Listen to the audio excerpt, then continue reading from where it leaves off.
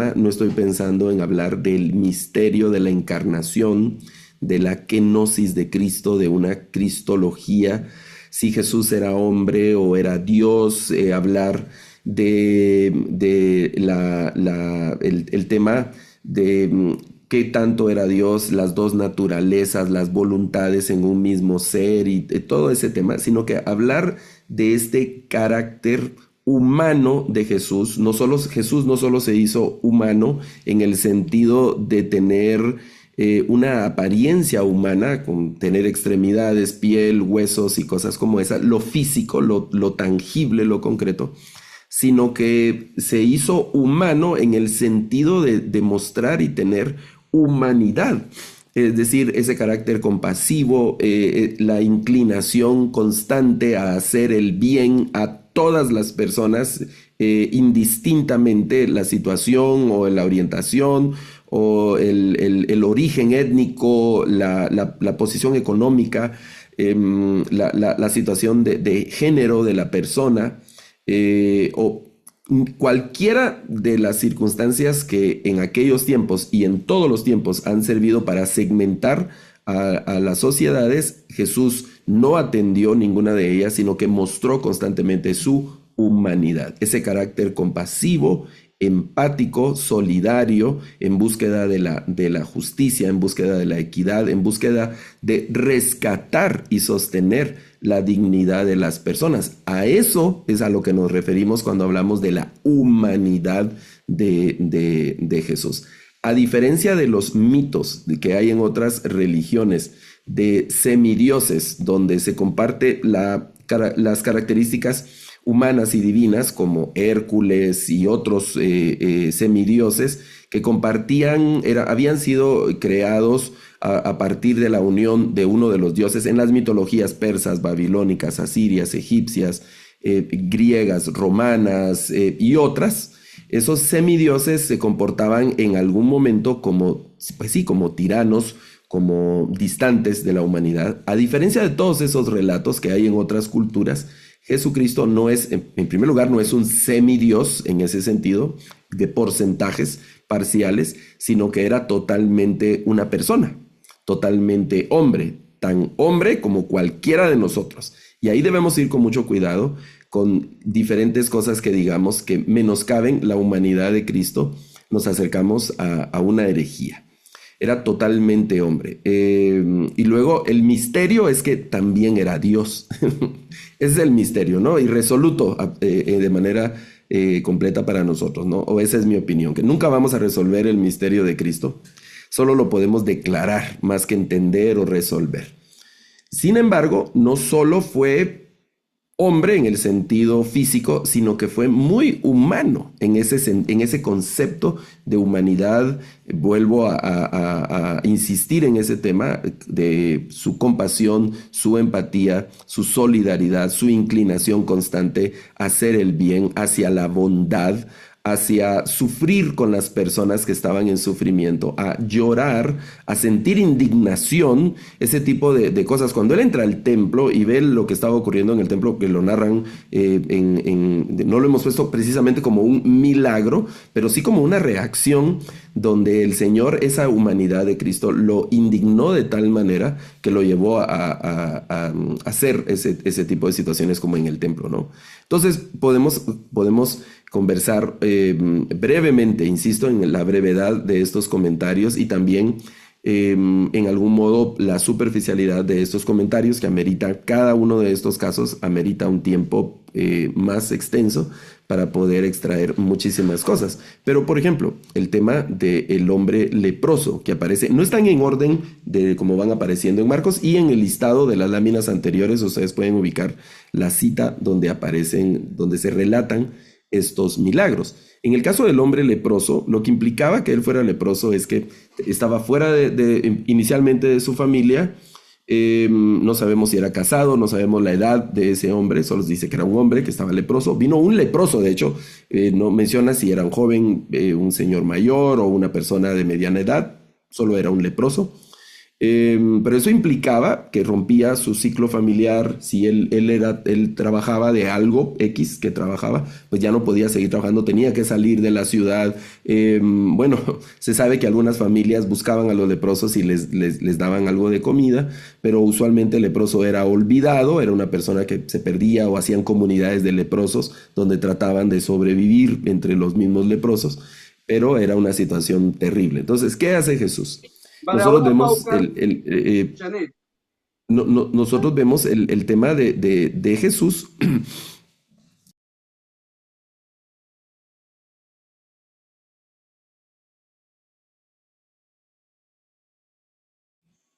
Ok. Siempre vale la pena anunciar ahí que se aseguren de tener su micrófono cerrado. Muy bien. ¿Qué hace Jesús? Son detalles que hemos oído en múltiples ocasiones, en predicaciones o al leerlo. La ley prohibía el contacto y el acercamiento con leprosos, pero lo que hace Jesús es extender su mano y toca. Hay un asunto sumamente importante, el tema de cuando Jesús extiende su mano. Pudo haber hablado, sabemos que en otros milagros Jesús solamente hablaba, ¿verdad? Di tu palabra y el Señor daba su palabra, pero en este milagro Jesús toca al leproso y le dice quiero, porque el hombre le pregunta a Jesús, si tú quieres, puedes limpiarme, le dice el leproso a Jesús. Y Jesús le contesta quiero y extiende su mano. Pero hay un detalle interesante al que quiero referirme en este relato, y es que Jesús le dice al leproso, ahora ve y preséntate al sacerdote. La función del sacerdote en el caso de los leprosos era confirmar o no la limpieza del leproso. Hay una situación de fondo, en mi opinión, un poco más que afectaba más que el dolor, la enfermedad, la familia, afectaba mucho la dignidad de esa persona, y es que prácticamente quedaba como un apátrida, como una persona que había perdido todo contacto con su comunidad, etcétera. Y no solo con su comunidad, sino también con su Dios. Nosotros hoy sabemos que Dios nos escucha en todo lugar, podemos orar en todo lugar, no importa dónde vayamos, podemos construir templos en cualquier lugar, porque no tenemos lo que se llama precisamente un lugar santo o un lugar específicamente donde Dios ahí nos va a atender. En aquel tiempo sí, y el leproso estaba impedido, imposibilitado de ir al templo, de presentar ofrendas, de estar en contacto con su Dios. Había perdido incluso el contacto con su Dios, el leproso. Entonces, el sacerdote tenía que decirle al leproso, estás de vuelta. Tenía que autorizar de manera oficial. El leproso estaba ya sano y él podía haberse ido a su casa, salir corriendo, qué sé yo, como aquellos otros 9 de otro relato donde solo volvió un samaritano. No sabemos si estos fueron y se presentaron al sacerdote o solo siguieron con su vida, porque finalmente era el sacerdote el que tenía que reinsertar al leproso a la comunidad, a la liturgia, tenía que declararlo ahora puro. Y podía ahora este hombre acercarse a su familia, a su comunidad y sobre todo a su Dios. Era un asunto muy humano de reinserción a la comunidad, muy humano de recuperación de su dignidad, de recuperación de su identidad, de recuperación lo que él era anterior a su enfermedad. Todo eso que se iba deteriorando, no solo se iba deteriorando su cuerpo, sino se iba deteriorando él mismo en su dignidad humana, en su autoconcebirse como persona y en los valores que tenía, que no, esos valores humanos que no derivan de lo que traemos encima, sino que derivan de nuestra esencia como personas. A lo largo de la historia, las diferentes comunidades han marcado ciertos aspectos que sostienen o laceran o dañan esa dignidad humana. En aquel momento era la posibilidad de estar o no en contacto con su Dios. Bueno, y Jesús le dice a este hombre, ve y preséntate con el sacerdote, siguiendo la norma humanitaria para que este hombre volviera a estar en la comunidad. Luego está el relato del paralítico, del paralítico que llevaron sus 4 amigos. Y el detalle aquí interesante de este relato, Jesús le dice al paralítico, levántate, toma tu lecho y vete. Este mismo diálogo o esta misma secuencia la encontramos con el paralítico del estanque de Betesda en el Evangelio de Juan. cuando Jesús le dice al paralítico, levántate. En otras ocasiones Jesús extiende la mano y toma a la persona. En este no. La escena que vemos o que leemos en Marcos es que en apariencia Jesús solo se dirige al paralítico sin prestarle alguna ayuda para que el hombre se reincorporara, sino solamente le dice, levántate. Toma eso, el símbolo de tu imposibilidad, que es tu lecho donde has estado ahí tirado, y anda, camina. En ese sentido de la ley mosaica, hay un extremo. Por ejemplo, había que ayudar a los desvalidos. Hemos hablado que las leyes humanitarias iban en función de sostener la dignidad, la compasión y la equidad, pero no permitían que la persona abusara de esa situación en el extremo de vivir de la compasión de la gente, ¿no? Un eterno mendigo o un eterno pordiosero o un eterno de ese tipo de cosas, teniendo la posibilidad de hacerlo. En nuestras ciudades es común ver personas que están pues en apariencia bien físicamente pidiendo algo de dinero ahí en nuestras calles y pueden trabajar. Por eso el apóstol Pablo en la segunda carta a los tesalonicenses lanza esa frase famosa de el que no trabaja, bueno es que no coma, ¿verdad? Pero a otros habla de llevarle sustento a los que están en una necesidad. Ok, ¿dónde ponemos la línea? ¿Cómo establecemos ese balance, el criterio, ¿no? Que voy a darle de comer a quien está vulnerable, pero no le puedo dar de comer toda la vida, a menos que toda la vida esté de manera vulnerable. Entonces, hay una situación ahí donde debe mediar el análisis, donde se debe discernir de manera apropiada, pero en primera instancia hay que ayudarle a la persona para que pueda valerse por sí misma. En eso reside la dignidad de la persona. Claro que hoy vemos que pues, no todos van por ese pensamiento, por eso estamos circunscribiéndonos a lo que dice la palabra del Señor. Pues vamos a ayudar a una persona que está en dignidad, que está en vulnerabilidad, y le vamos a ayudar a que recupere su dignidad, a que se ponga de pie y que ahora camine. Mira, no la vamos a cargar todo el tiempo si sus piernas están bien. Jesús, en apariencia, en este relato, al paralítico ni siquiera le extiende la mano, sino solo le da la orden, puedes levantarte, toma ese lecho que ha sido el símbolo donde has estado ahí tirado, desvalido, y ahora camina, ¿verdad? En el segundo ramo, recordemos que Jesús inicialmente le había dicho que sus pecados eran perdonados, atendiendo a la necesidad prioritaria de la persona. Pero ante la murmuración ahí de los presentes, principalmente los fariseos, el Señor tiene este diálogo. Entonces a este paralítico Jesús le ayuda a que recupere su dignidad, a valerse por sí mismo. Por eso el Salmo dice, bienaventurado eres. Bienaventurado, dice el Salmo, el varón que puede comer del fruto de su trabajo. Bienaventurado el que come del fruto de su trabajo, dice el Salmo. Tu mujer será como una vid frondosa y fructífera, tus hijos van a estar ahí. El resultado del trabajo, lo que el Señor le dijo al hombre, no como una sentencia negativa, sino como parte el ser humano en el huerto del Edén, Adán y Eva, perdieron su dignidad al perder su relación con Dios. Entró en crisis esa situación. La dignidad humana depende esencialmente de nuestra relación con Dios. Y entonces él le dice, ahora vas a tener que comer. Yo les había provisto la provisión de Dios para el hombre y la mujer allá en el huerto del Edén era los árboles del huerto. Pero note que Dios no los dejó sin provisión, sino que les dice, ahora solo vamos a cambiar el sistema. Yo les dejo provisión porque ustedes necesitan comer y van a tener que comer. Lo único que ahora el proceso es este. Y la manera digna en la que vas a obtener tu alimentación y la forma en la que de tu subsistencia es esta. Esta es la manera digna en la que vas a subsistir. Trabajando y con el sudor de tu frente vas a lograr comer tu pan. Y más adelante vemos que hay que comer el pan con el sudor, pero también con alegría y otros aspectos de esa dignidad. Entonces el Señor, aquí con el milagro del paralítico, le devuelve su dignidad al paralítico al valerse por sí mismo y le ordena que camina. Ahora vete, ¿verdad? Ahora ya puedes hacerlo. Ya no estás más tirado, vete con tu lecho y ahora funciona. Haz lo que puedas hacer porque ahora puedes hacerlo. Ahora ya no estás más imposibilitado. Bueno, La mujer, uno de los pasajes de los evangelios que a mí más me conmueven son el tema de esta señora.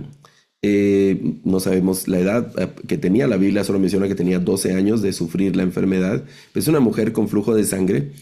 Lo digo con todo respeto, ¿no? Por las damas, ya padecer el flujo normal, usual, el periodo menstrual usual, pues ya es una incomodidad absoluta, representa dolor, muchos riesgos y cosas como esas para las damas. Y esta señora había tenido un problema largo por 12 años. No solo el tema físico, sino que además implicaba una permanente impureza derivado de lo que la ley mencionaba a partir de esas consideraciones. Y luego esa constante situación le significó también, el relato bíblico lo enseña, la pérdida de sus bienes, había perdido sus bienes. Finalmente ella toma la valentía, va con Jesús y en un acto a escondidas, ella no quería ser descubierta, va con Jesús por su misma situación, ¿no? La situación la que tenía la obligaba a estar 12 años bajo la sombra, a escondidas, no era algo público, era incómodo. Pensemos en cómo se había afectado la vida social, no solo económica de esta mujer, sino la vida social. La Biblia no dice nada de ella, uno puede imaginar los escenarios. Si era una mujer soltera, pues no podía casarse o no pudo casarse y sabemos lo que implicaba que una mujer no se casara. Una mujer en edad casadera que no se casara implicaba algo extraño, algo raro. Y luego si estaba casada, el constante flujo de sangre no le permitía quedar embarazada, no le permitía tener una vida marital normal con su esposo y eso implicaba una larga lista de problemas, ¿no? El no tener una vida marital normal, el no tener hijos, el padecimiento, una carga emocional horrible de esta pobre señora, y va a escondidas con Jesús, a rastras. La imagen de esta mujer tocando el borde del manto del Señor, usualmente decimos que iba como arrastrado, hay muchos cuadros que se han pintado y imágenes que se reproducen. No sabemos exactamente, pero ella llegó de una manera muy discreta, a escondidas con Jesús, y toca el borde, pero Jesús identifica que algo había ocurrido y saca a la luz. El contraste de lo discreto con lo público, ¿no? Porque Jesús se detiene, recuerden que van una multitud, apretujan a Jesús, él está en diálogo con un señorón de aquel tiempo, era Jairo. Jairo no era un desconocido, era jefe de la sinagoga. Jairo era un señor ahí, cuando él pasaba por la calle, algunos lo saludaban, otros decían, no, miren, ahí va don Jairo. Era un hombre muy público, entonces no solo estaba Jesús, sino que además estaba Jairo, y además la situación de Jairo y la multitud sobre Jesús, y entonces esta mujer así muy discreta, y luego Jesús le dice, bueno, ¿qué pasó? Y ella tiene que hablar, ahora ella tiene que mencionar, es algo sumamente interesante, y Jesús a través de sus palabras reivindica a esta mujer en medio de la sociedad, una mujer que había estado marginada, una mujer que había estado olvidada, que había estado ahí sufriendo no solo los sufrimientos físicos, sino además los sufrimientos económicos, los sufrimientos emocionales, sociales, familiares, etcétera, todo contra ella. Y lo único que tenía, habían dos caminos, ¿no? Obtener el milagro a través de Cristo, un futuro muy fatídico, muy horrible. Y ahora Jesús públicamente la reivindica. Está sana, vete, está sana. Sana de todo eso que hemos hablado, ahora está sana. Muestra el Señor ese carácter. No, cuando dijo alguien me ha tocado, no es un tono de enojo, de reprensión, sino que es un tono de pasó algo aquí, ¿no? Eso se discute. ¿Cómo es que Jesús sabía, no sabía, etcétera? Bueno, no vamos a entrar en esa discusión nosotros, sino vamos a centrar nuestra atención en esa mujer que al verse descubierta tiene que confesar y de esa especie de clandestinidad donde había vivido, sufriendo en las sombras, en lo oscuro. Ahora Jesús la pone en el centro de la atención. ¿Se imaginan el silencio que hubo? Todos los ojos puestos en aquella mujer, probablemente algunos vecinos o no sabían, no sé, porque era algo incómodo para ella. Ese tipo de problemas no se anda contando a todo el mundo, y probablemente había gente que, no sé, déjenme yo aquí, la imaginación se me va por todos lados, tengo que estar ahí con cuidado de que no se me vaya mucho, pero pensando probablemente algunos que le habían juzgado hablar mal de ella y ahora Jesús le dice, vete, está sana, sana no solo de su cuerpo, esa sanidad completa, integral que hace, que solo puede hacer nuestro Señor Jesucristo y esa compasión tan humana, de la humanidad de Cristo. El tema de la hija de Jairo, eh, Jairo, él como persona, a veces centramos nuestra atención en el milagro de la resurrección, pero es un milagro de la familia, principalmente de Jairo. Jairo era fariseo, de los líderes de ese momento. Era una persona conocida, pudiente, seguramente, y no dice nada más de Jairo, ¿no? Si era una buena persona, mala persona. Yo me estoy poniendo en el lugar de padre. En algún momento uno de mis hijos estuvo muy enfermo durante una madrugada, su situación agravó. Yo no tenía vehículo y vivía en un lugar peligroso de la comunidad donde vivo. Y tuve que salir como 3 de la mañana caminando y trasladándome, no sé, un poco más de 1 kilómetro a buscar una farmacia que estuviera abierta para comprar una medicina que necesitábamos para ese momento, ¿no? O buscar la ayuda del traslado en una ambulancia o algo así. Y fue, bueno, yo no medí el peligro, vivía en un lugar donde era muy peligroso, ya a las 6, 7 de la noche era peligroso, a las 3 de la mañana, pues no era usual que alguien anduviera a esa hora en el lugar donde yo vivía. Yo ahora que lo pienso, no fue algo que yo pensé, ay, me va a pasar algo. No, la necesidad de mi hijo me hizo salir. Jairo él no pensó qué va a decir la gente. Sabemos que los fariseos, algunos visitaban a Jesús de noche, como el caso de Nicodemo en el Evangelio de Juan. Otros seguían a Jesús, dice los evangelistas, de manera secreta, por miedo a lo que iban a decir los demás. Pero Jairo, él no le importó, él va arriesgando su honorabilidad, la honorabilidad que le daba su estatus ahí en la comunidad. Eh, eh, pues él tenía a su hija enferma y vio a Jesús como una solución. El Señor atiende y hace que la dignidad de la familia de Jairo ahora ya no está basada en su situación social, sino está basada en la integración de su familia. Recupera a su hija, el Señor atiende la necesidad de la familia y noten que era una familia pudiente, era una casa donde habían varios ambientes, era una casa donde cabían más personas y todo eso habla de la posición económica y social que tenía Jairo.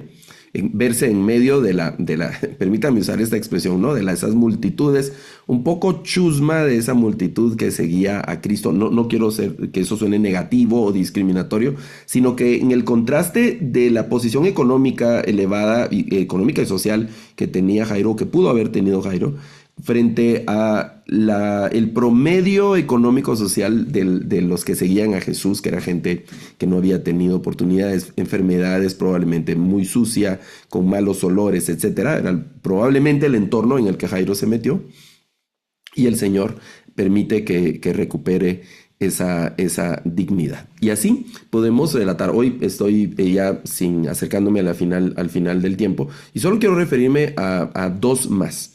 La hija de la mujer sirofenisa. Esta mujer, cuando Jesús va más hacia el norte de Israel, cuando llega y le pide a Jesús que sane a su hija. Estas mujeres tenían una situación terrible. En el contexto social, cultural, social, tenían todo en su contra. En primera instancia, era una familia extranjera, eran mujeres, la mamá, la hija. La hija tenía un poco más de conflicto porque pues no era una mujer casadera aparentemente, sino que era una muchacha y entre más joven, menos derechos y menos oportunidades tenía. Como mujer, eso ya era algo en contra. Como niña, algo en contra. Luego era extranjera, eso tenía muchísimo más en contra. Y estaba endemoniada. Tenía todo en contra. Esta familia y particularmente esta niña. Inicialmente Jesús, ha sido una respuesta que ha sido enigmática de cómo Jesús le responde. No le podemos dar el pan a los perros. Es una respuesta muy fuerte. La mujer insiste. esa necesidad que nos obliga a hacer cosas que en otros tiempos jamás haríamos. La mujer insiste por su hija, que es una escena muy conmovedora, y hay que felicitar absolutamente a esta mujer, porque probablemente algunos de nosotros, si en otras circunstancias nos reciben con una respuesta como la que le dio Jesús, tal vez hubiéramos dado la vuelta y hubiéramos buscado otra opción, porque hubieran herido nuestros sentimientos, nuestra dignidad, etc. Esta mujer tenía una necesidad muy fuerte, vio en Jesús la solución y soportó ese rechazo inicial que Jesús le dio, los perros, ¿no? Y entonces recibe el milagro que necesita a través de la palabra de Jesús. Y otro de los relatos muy conmovedores donde se muestra mucho la humanidad de Cristo es el relato de la liberación del Gadareno. El Gadareno, la imagen que se proyecta de él es un hombre endemoniado, está desnudo, peligroso, violento, vive entre el monte y los sepulcros. Se había desconectado de todo lo que en apariencia puede ser humano, ¿no? Era como una especie de animal, ahí algo horrible, la gente tenía mucho temor, pero cuando llega Cristo, Cristo lo libera. Y algo esencial de este relato que hay que señalar es que Jesús lo envía de vuelta a casa.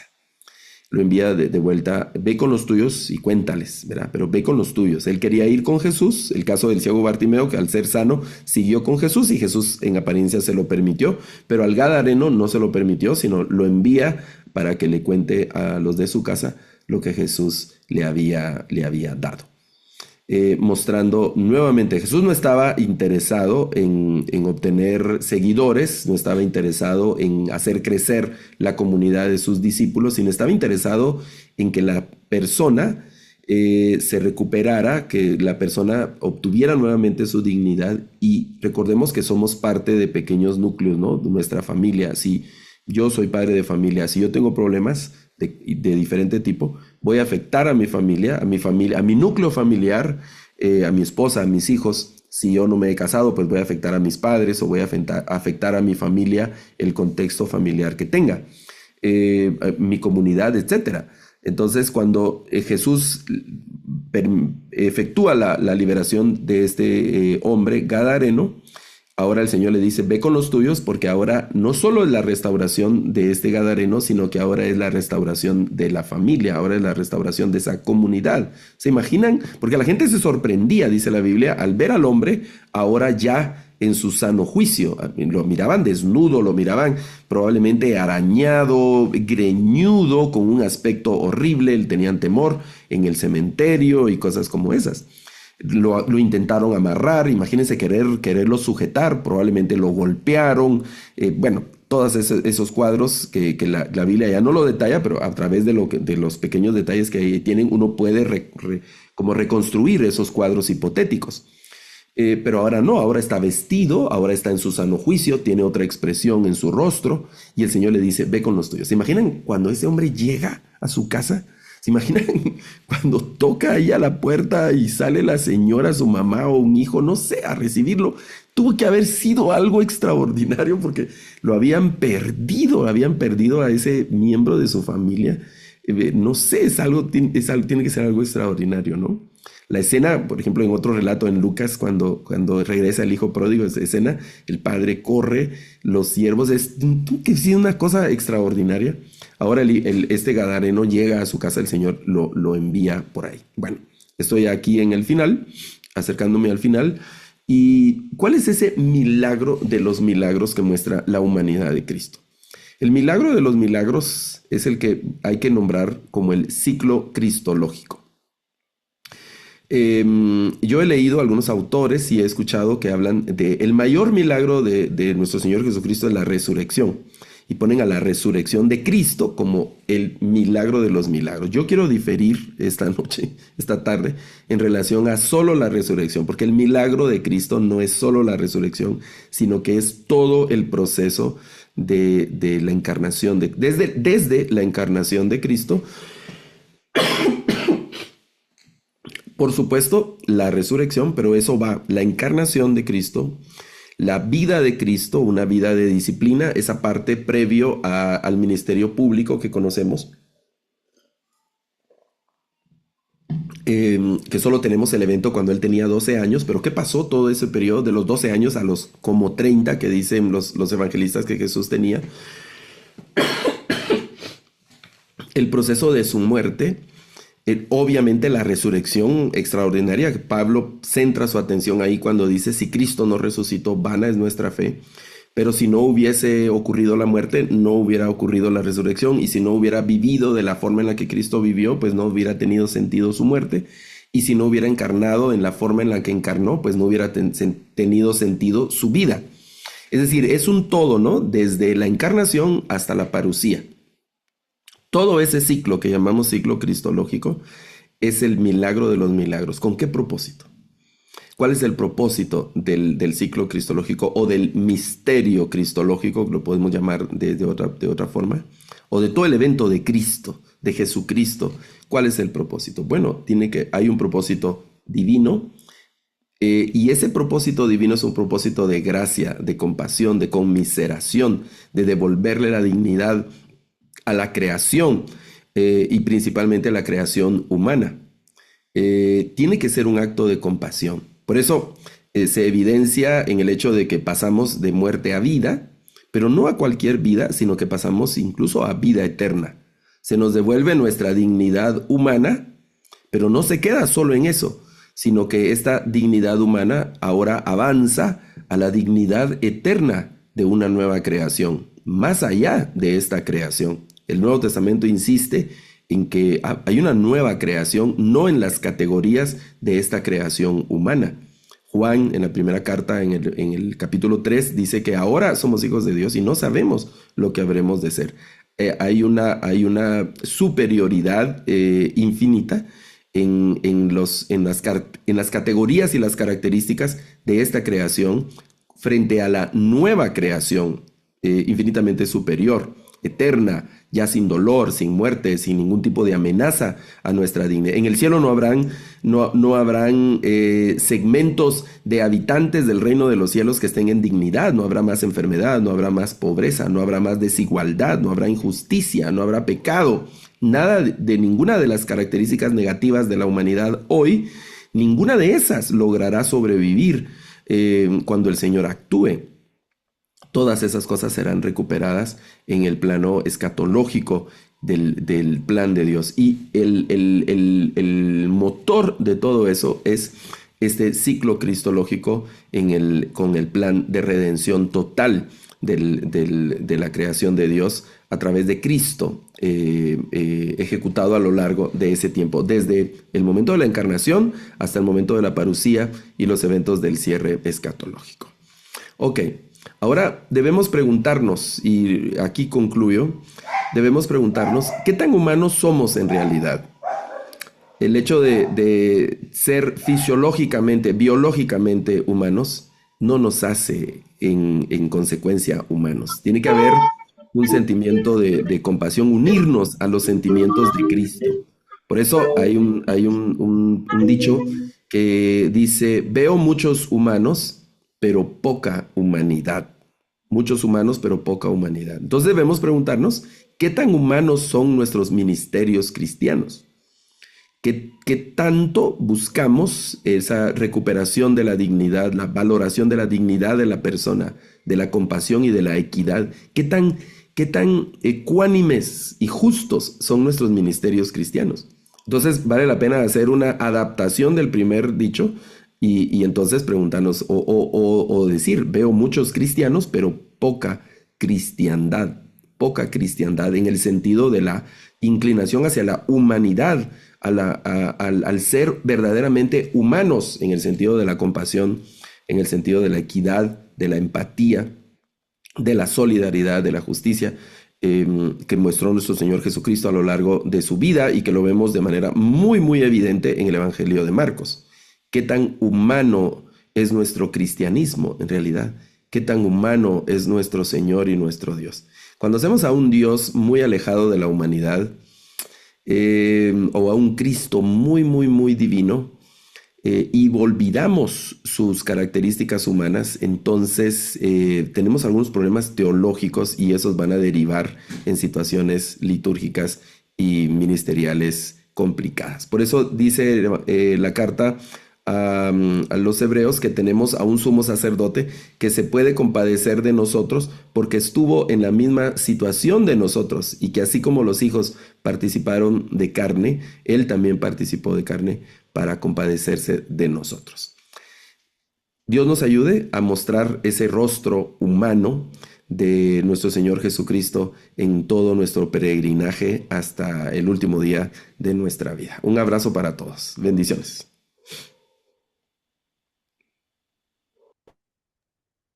Gracias, Luis. Un tema muy interesante.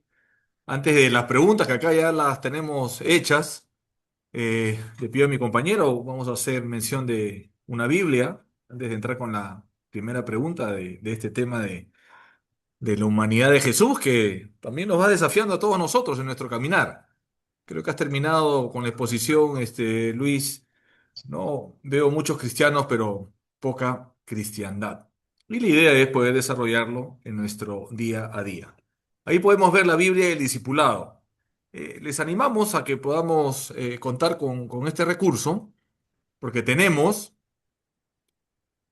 7 por 7 y por 7 estamos hablando casi más de 300 temas para desarrollar en grupos, ¿no? Y cuando digo grupos, asociemos como grupos homogéneos, ¿no? Podemos revisar, hay para jóvenes, profesionales, matrimonios, adolescentes, hombres, adultos. Así que a la luz del texto bíblico vamos sacando las referencias y podemos llevarla a la acción, porque creo que por ahí, Luis, creo que nos vas llamando a la reflexión con la exposición del día de hoy. Acérquense a su sociedad bíblica local y adquieran este recurso de la Biblia del discipulado, también para poder cumplir el tema de la gran comisión. Ir y hacer discípulos, y esta Biblia, esta herramienta, nos va a ayudar ahí para poder cumplir esa humanidad. Así que les animamos una vez más a acercarse a su sociedad bíblica local y adquirir este recurso. A ver, Luis, comenzamos con esta primera pregunta, ¿no? Más reflexiva, y vamos a llamar ahí a tu acción pastoral. Nos dicen, ¿no? Puedo ver a la exposición que has realizado asociar esta humanidad de Jesús en las enseñanzas de que los últimos serán los primeros en acciones concretas de humanidad, milagro, reincorporación y equidad. ¿Qué nos podrías decir en el base del día a día? Porque creo que estamos llamados como cristianos no solamente a vivirlo en los espacios eclesiales de los domingos, sino en el día a día a la luz de la pregunta que nos hace. Bueno, recordemos que Jesús tuvo una natural inclinación por ayudar a los vulnerables, a los desvalidos, a la gente que estuvo siempre con menos privilegios y lujos. Y de ahí, usualmente en las festividades, los primeros lugares, las primeras mesas, las mejores viandas, los mejores saludos y cuidados eran para las personas, pues eso ha sido así en casi todas las culturas. Jesús viene de una forma diferente, viene a atender a una manera diferente, desde su mismo nacimiento, ¿no? Habiendo el Señor teniendo la oportunidad de haber nacido en el mejor lugar de Israel de aquel momento, decidió nacer en una casa sencilla entre animales, en un lugar que era el menos usual para que un rey, o que ni siquiera un rey, sino que una persona pueda nacer. Hoy por ejemplo, pensamos en una mujer que da a luz en una ambulancia o en medio de la calle, ahí pues es algo inapropiado, ¿no? Porque no debe un niño nacer en esas circunstancias. Aún en pueblos y en comunidades donde no hay una atención médica profesional, pues cuando va a haber un alumbramiento se prepara el lugar. Nosotros en mi familia somos 5 hermanos y mis 3 hermanas mayores nacieron en casa atendidas. Nosotros somos de una familia de campo, mis padres son de campo, fueron campesinos. Y entonces mis 3 hermanas mayores nacieron en la casa, atendidas por comadronas, en una situación pues más o menos digna, según lo que yo encuentro, ¿no? Lo que yo oigo de la historia. Pero Jesús no, ni siquiera nace con eso, sino que nace ahí sin ningún tipo de cuidado, sino que pobre María, una labor de parto horrible, José, no sé, ¿verdad? Y entonces esa inclinación siempre a los menos necesitados, nosotros en nuestro día a día obviamente debemos de marcar esa inclinación. Usualmente estamos tentados a servir con mayor esmero a las personas de las que podemos obtener algún beneficio, ¿no? Por eso en las cartas se menciona también que debemos asociarnos con los humildes, que debemos dar de comer al necesitado. Nuestro corazón siempre tiene que estar abierto y dispuesto a dar. Siempre vamos a tener algo que dar, pero debemos de ser muy sabios y específicos al momento de dar.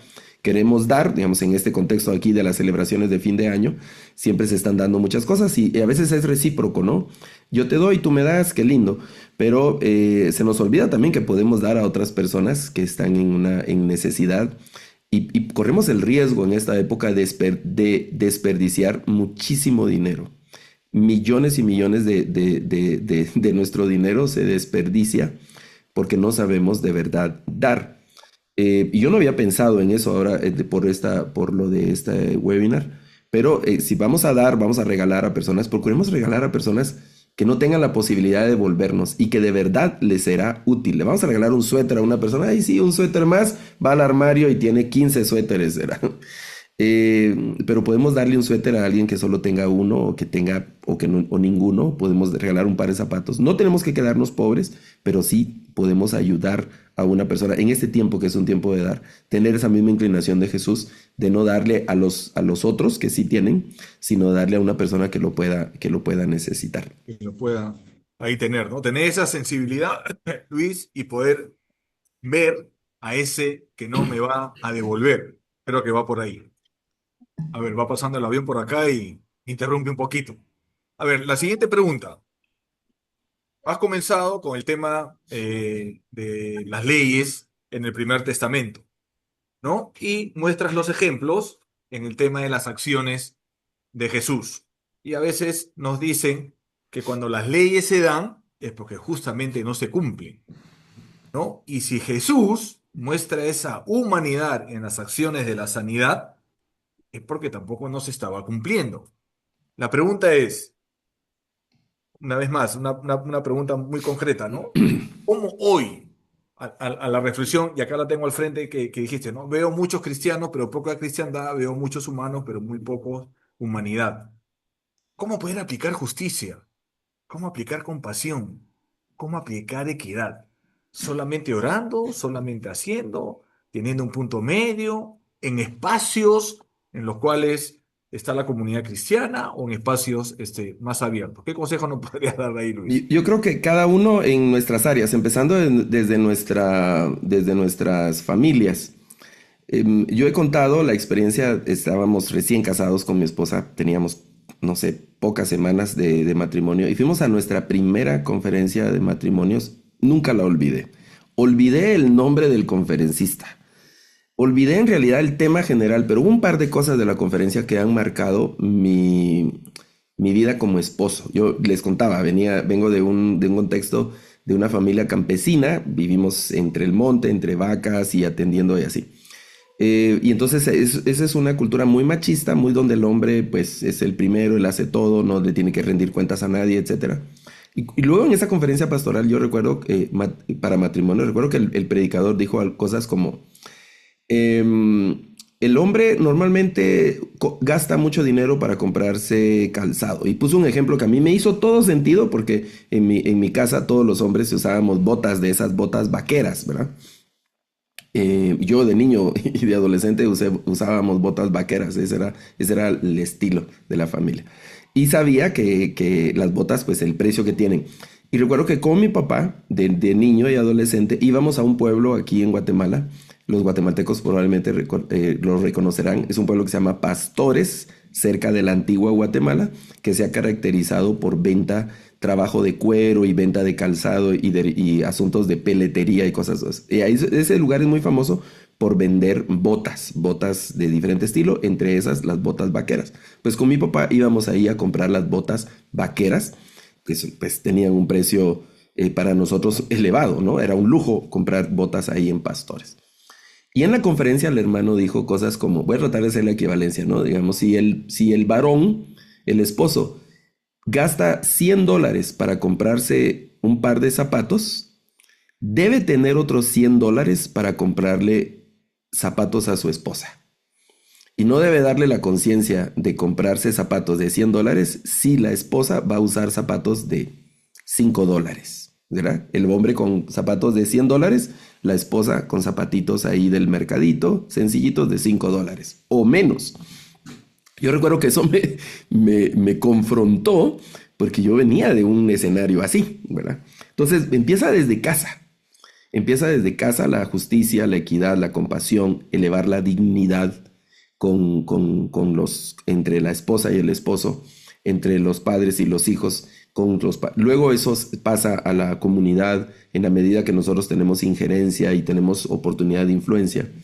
Eso pasa a cada uno de nuestras actividades personales, como profesionales, comerciales, de industria, lo que sea que hagamos, debemos mostrar ese mismo carácter de Cristo. Por ejemplo, se dice en Latinoamérica, ¿no? Con el tema de los salarios, por ejemplo, y el asunto de los empleadores y cosas como esas, ¿no? El famoso salario mínimo y otras cosas que se mencionan. Se dice que en Latinoamérica los empresarios hacen como que pagan, ¿verdad? No pagan realmente, sino que hacen como que pagan. Entonces los empleados de vuelta hacen como que trabajan, ¿verdad? Y hay una lucha ahí con el tema. Es cruel, por ejemplo, eso pasa aquí en Guatemala, yo hablo con las estadísticas de Guatemala. Es cruel que la canasta básica, que el precio de la canasta básica elemental sea más elevado que el salario mínimo. Eso implica que el salario mínimo no alcanza para cubrir la canasta básica. ¿Qué implica eso? Que para una subsistencia en las categorías de dignidad de nuestras ciudades, deben haber en la casa 2 o 3 salarios mínimos para subsistir. Eso obliga a que salga la mamá a trabajar y a que salgan los hijos a trabajar. Acá hay economía informal, hablamos del emprendedurismo y ahora se habla que tenemos que ser emprendedores, pero eso somete a las familias a una presión económica horrible y genera otros escenarios que terminan impactando de manera negativa a la familia y por lo tanto a la sociedad. Bueno, eso debe pasar también el tema de mostrar un carácter muy humano en la iglesia. En las iglesias ocurren muchas injusticias. Ese es un terreno ahí muy delicado, pero hay que decirlo, ¿no?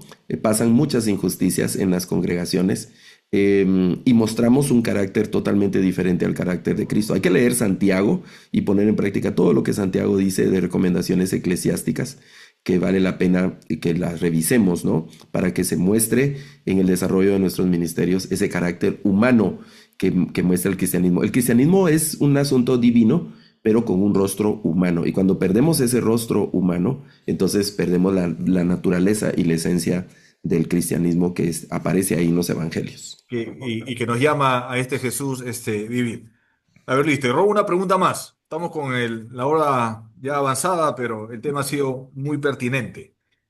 Quiero sumar a lo siguiente. En culturas diádicas en donde los patrones de honor y vergüenza y puro e impuro son vitales, y tú nos hablabas de que estas personas que tienen esta enfermedad socialmente están siendo dejados de lado, y al inicio hablaste del extranjero, de la viuda y del huérfano.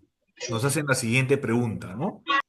¿Cómo yo hoy a ese público objetivo que está llamado a poder atender, ¿no? ¿Cómo poder hacer esa cohesión social? ¿Cómo poder limar esos conflictos en una realidad, por lo menos acá en Perú y sé que en muchas partes del mundo el tema de la migración es muy amplia, ¿no? ¿Qué nos podías plantear como ejercicio práctico de iglesia para tener esa cohesión y limar esos conflictos con el extranjero, con la viuda, con el huérfano. ¿Qué nos podrías Bueno, decir? Y con esto termino ya esta última pregunta. el tema de pobreza, migración, son situaciones que nos someten a un examen riguroso, muy riguroso. No vamos a, no, a solucionar esa situación del mundo hoy, y son situaciones que parecieran con las que tenemos que subsistir. Lo que podemos hacer individualmente, yo invito a que hagamos individualmente, es que mostremos siempre un rostro compasivo frente a estas situaciones que se dan. Y obviamente el tema migratorio es un tema con el que debemos ir con mucho cuidado porque nos exponemos a... Todos los migrantes están en necesidad, eh, y no siempre se comportan de la mejor manera los migrantes, ¿no? Los migrantes malhechores es el menor número, pero los hay y son los que causan mayor daño normalmente. Pero la mayoría de migrantes, vamos a decir que son buenas personas y que son personas que están en necesidad y que podemos ayudarles. Usted puede dar un par de zapatos a unos migrantes, puede atender un tiempo de comida a una familia migrante y como se dice popularmente, Dios se lo va a pagar, Dios se lo va a devolver. Yo regularmente ando en bus en la ciudad de Guatemala y en una de las terminales, yo vivo hacia el sur de la ciudad de Guatemala y justo vivo cerca de la carretera que va hacia la frontera con México, que es ruta de migrantes. Pasan muchos buses con ruta de migrantes, pasan camiones y seguramente van ahí esos contenedores y tráiler cargadísimos de migrantes de maneras clandestinas. Pasan probablemente frente a la casa donde yo vivo. Y entonces en esa terminal de buses, en Guatemala se conoce como Segma, hay una terminal de vegetales ahí también muy cerca y asentamientos humanos. Es un cuadro bien interesante. Cada vez que yo voy, y voy con mucha frecuencia a esa terminal porque ando en buses dentro de la ciudad, cada vez que yo voy a esa terminal procuro observar. Le soy muy franco. No siempre, pero algunas veces así voy con el corazón rasgado de las realidades que uno observa. Claro, si yo me muevo, la otra vez hice un comentario que nuestro ministro de Comunicaciones no sabía exactamente, en algún momento, ¿no? El ministro de Comunicaciones, que es el encargado del estado de las carreteras del país, no sabía cómo estaban nuestras carreteras. Pues sí, el hombre anda en helicóptero. ¿Cómo va a conocer el estado de nuestras carreteras? ¿Cómo va a sentir los baches? ¿Cómo va a saber dónde hay un puente que se está rajando? Si el tipo anda en helicóptero y a cierta distancia de la Tierra ya no se observan las mismas cosas. Intencionalmente sugiero que busquemos, así como Cristo, ¿no? Él no andaba en los palacios, él creció en Galilea, que no era la mejor región de Israel en aquel tiempo. Es interesante que en los evangelios no se menciona Síforis, que es una ciudad enorme, arqueológicamente demostrado que estaba cerca de Galilea, y Jesús, o en los evangelios no se menciona Síforis. No tenía Jesús interés en ir a Síforis. Fue a Síforis, fue una ciudad muy próspera, fue una ciudad muy bonita por lo que se sabe de la arqueología, y no se menciona Síforis. Se menciona Nazaret, se menciona Gadara. ¿Quién iba a Gadara donde habían cerdos? ¿Quién en su sano juicio quería ir a Gadara? No, Jesús iba a Gadara. ¿Quién en su sano juicio decía, me es necesario pasar por Samaria? No, pero él pasó por Samaria. Ahí había no solo la samaritana, porque la samaritana fue como esa puerta, sino que después hubo un proceso de conversiones y una gran bendición para Samaria por el evento de la samaritana. No era usual que los judíos querían. ¿Quién quería ir a Jericó? Si Jericó no era de las mejores ciudades, pero Jesús entraba y salía en Jericó, y en una de esas encontró a Bartimeo. Y así, ¿verdad? Entonces, nuestro día a día debemos observar. Debemos observar. Por eso Jesús le dijo a sus discípulos, alcen los ojos y miren, ahí están los campos, ya están blancos, ¿no? Y algo podemos hacer. Algo, siempre algo vamos a poder hacer, ¿verdad? Eso a mí me confronta siempre con aquel tiempo cuando Jesús separará, el Señor sentado en su trono separará a las ovejas y a los cabros, y a las ovejas, a las de la derecha, ¿verdad? Les dirá el Señor, no es un asunto político ahí, ¿verdad? Pero el tema de la derecha, el Señor les dirá a las ovejas, ustedes me vieron desnudo, me vieron con hambre, hicieron esto, y yo ¿cuándo lo hicimos? Cuando se lo hicieron a uno de los vulnerables, cuando mostraron humanidad frente a los vulnerables, entonces por eso habrá una recompensa. Listo, Luis. Muchísimas gracias. Nos vamos con esa última reflexión, mostrar esa humanidad para mucha gente que socialmente está dejando de lado. Muchísimas gracias y continuemos con el programa. Muchas gracias Eduardo, muchas gracias Luis, excelente mensaje para este tiempo de Adviento. Y vamos a dar lectura a los ganadores de esta semana de un recurso bíblico. De Perú tenemos a nuestro querido hermano Javier Padilla, de México Lilian Sosa, de Chile Doris Soto, de Guatemala Betty Jiménez, de Colombia Diana Calderón, de Paraguay Isaías González, Costa Rica Priscila Lara, de Dominicana Lorenzo Gómez y de Honduras Marisol Elvir.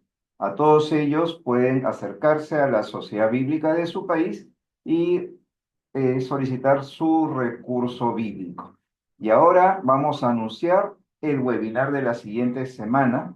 Juan Carlos, si me puedes ayudar, por favor, para compartir. Y bueno, decir que ya es el último webinar del año, ¿no? Entonces, estamos en estos webinars ya desde la pandemia y hemos seguido hasta adelante y vamos a seguir también el próximo año. Así que si bien es el último webinar, vamos a continuar en enero también con otros webinars y con profesores especialistas en sus campos. Y tiene también que ver con el nacimiento de Jesús. Vamos a tener a nuestro querido también biblista y amigo doctor Sergio Ramírez de Colombia con el webinar El relato de la Navidad, basado en el libro de Mateo 1, versículos 18 al 25. Es el último webinar del año. Les pedimos siempre que inviten a sus amigos, que no sean solamente para ustedes, sino que compartan a todos los hermanos de su congregación para que ellos también puedan enriquecerse con estos webinars que realizamos cada semana. Y en el chat colocamos que hemos abierto un grupo de WhatsApp para los webinars de SBU. Si usted no participa en un grupo de WhatsApp donde se envían los links, le animamos a que se una ahí en el chat al grupo de WhatsApp de Webinars SBU para que cada semana del año pueda recibir el acceso a estos webinars. Bueno, eso sería todo por hoy y que la palabra se haga palabra viva en cada uno de nosotros. Muchas gracias y les invito a abrir sus micrófonos para que puedan saludar al profesor Buenas Luis noches. Garay. Gracias, Luis, Bendiciones, por la hermanos. exposición. Un Un abrazo. abrazo.